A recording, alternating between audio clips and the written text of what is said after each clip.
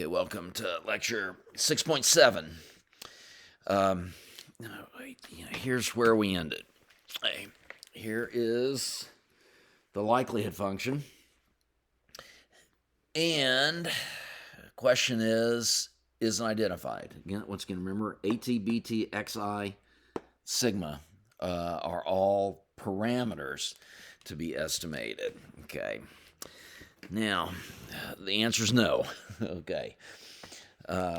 First, I want to show you why the ATs are not all identified. Okay. First, suppose to make things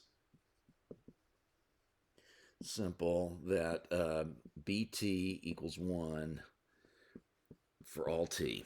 Okay. For some reason, nature just happened to pick BT equals 1 for every year. And Magic Genie came and told us that BT equals 1. Okay. So we don't have to estimate BT. We can just substitute in 1. And what that means is our likelihood function now equals 1 over sigma times phi. Wait, by the way, darn it.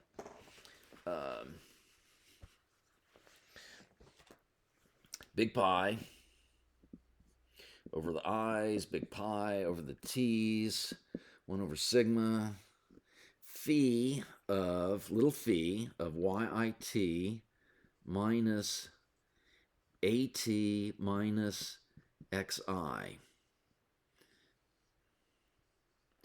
all divided by sigma. Okay. Now remember, the xi's are a parameter, all right? So, is this identified? Answer, no. To see this, suppose we add delta to some constant, delta, to each AT and subtract delta from each xi. Okay, period. What would happen? Okay, here I will use green. So if we add a delta to each AT, we're going to have parentheses AT plus delta. That's going to be like subtracting a delta there because we've subtracted AT. Okay. Now we've subtracted xi, but we've subtracted delta from each xi. So that is like adding a delta here. Okay. So all the new ATs are going to be AT minus delta. All the new XIs are going to be XI plus delta. But you can see that the deltas are going to cancel out. And so this likelihood function is going to equal the exact same value that it did before. Okay. For that reason, the ATs and XIs are not identified. I think you could say all we can do is identify the sum, something like that. But actually, there's a way, if we set something to something, we can identify. And the answer is the solution, or one solution is set one of the ATs to 0. So alternatively, we could have set one of the XIs to 0, or alternatively, we could have set one of the ATs to some other value, 10, whatever we want.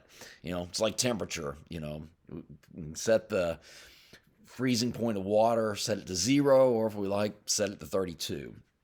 Okay.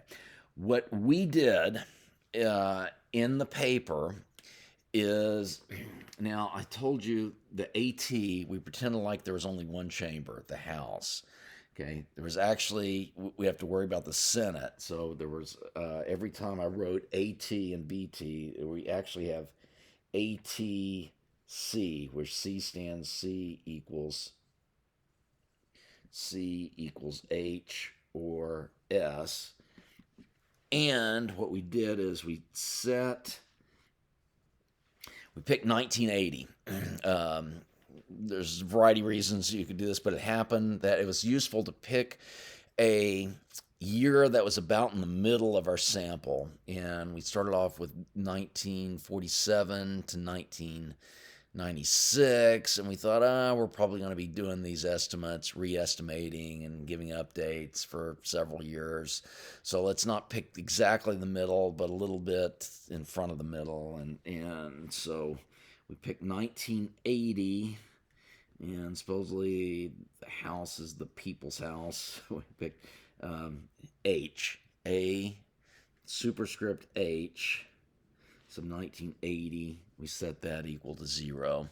By the way, another reason we did that is so when we wrote this, I wrote the first draft, and then Steve Levitt and Jim Snyder are both kind of lean left in their politics. I lean right, and I put in there just to see if they were reading it. I said we set 1980 as our base year, which means, I'll explain exactly why we can interpret this as a base year.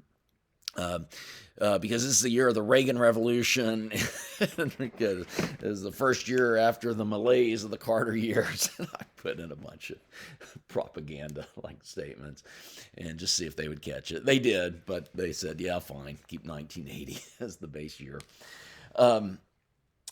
Next thing, though, okay, so the ATs are not identified.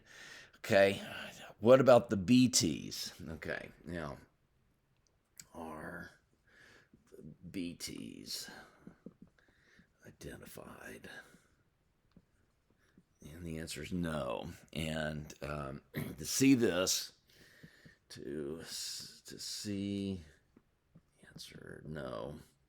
To see this, to make things simple,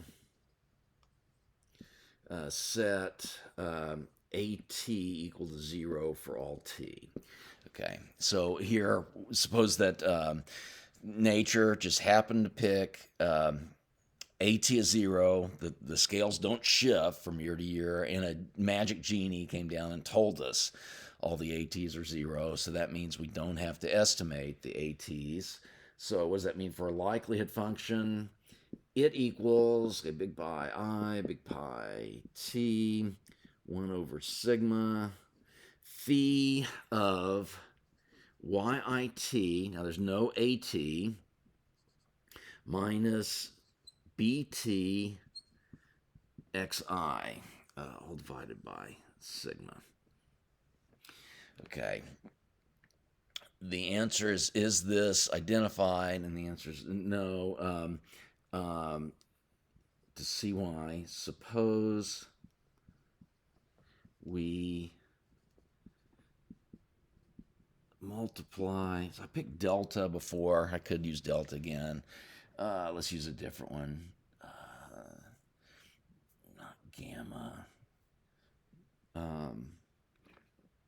You know what? Actually, I'll just pick a random number, 2.7. Let's say but any constant works. Suppose we multiply each BT by 2.7 and divide each XI by 2.7. Okay, what would happen? So the new BTs are just going to be 2.7 times the old BT. The new XIs are going to be the old XIs divided by 2.7.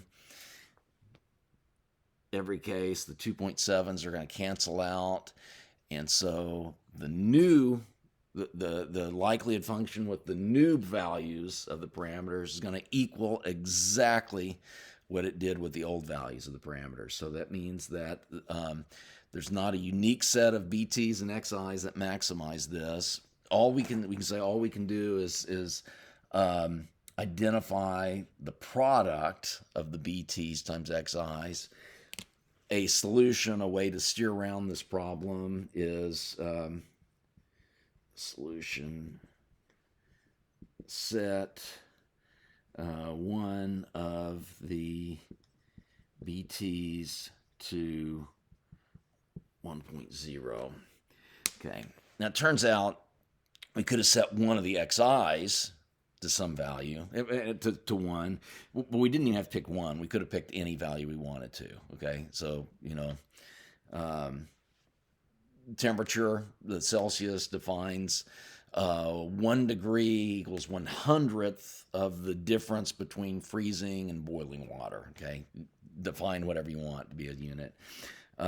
So we defined a unit to be 1, so it's the stretch factor of the night when we picked one of the BTs and we picked 1980. So what we picked is B sub T, again the house, equals 1.0.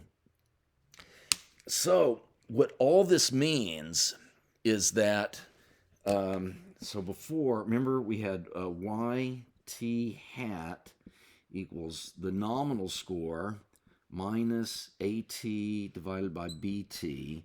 So YT hat for 1980 just equals YI 1980 minus 0 divided by 1. Okay, so what that means, what we've done is we've set for 1980 for the house, I should have put a superscript H, the nominal score equals the adjusted score. We define it that way because we've set the ATH and BTH to those particular values. Okay, so what this is like doing, it's like in macro, when we convert prices and we convert them to a base year. So that's basically what we're doing. We're saying 1980 house is the base scale, and we're converting all the nominal scores to the scale of the house 1980. Okay, so that's the way to interpret our scores. And let's see, I think so I talked about identification problems, and I think I'm going to do just one more. Just one more segment where I'm going to explain, give you some hints on a homework problem that you have. Okay, so that'll be it for this segment. See you in the next segment.